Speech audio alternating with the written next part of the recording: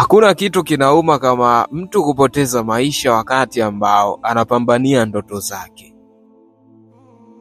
Peji kubwa ya michezo ya Rising Football ameweza kuripoti tukio moja hivi la kusikitisha sana kwenye football.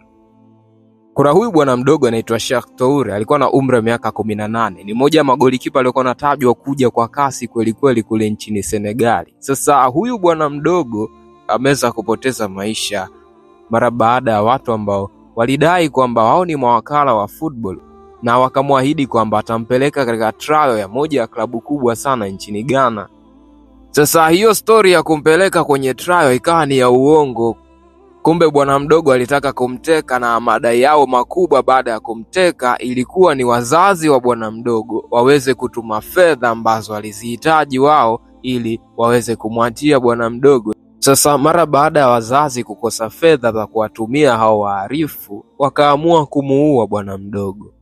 Maskini ya Mungu. Bwana mdogo anapoteza maisha akiwa na umri wa miaka 18 tu. Kwenye safari yake ya kujitafuta ndiko umauti unamkuta. Rest in peace Cheikh Toure.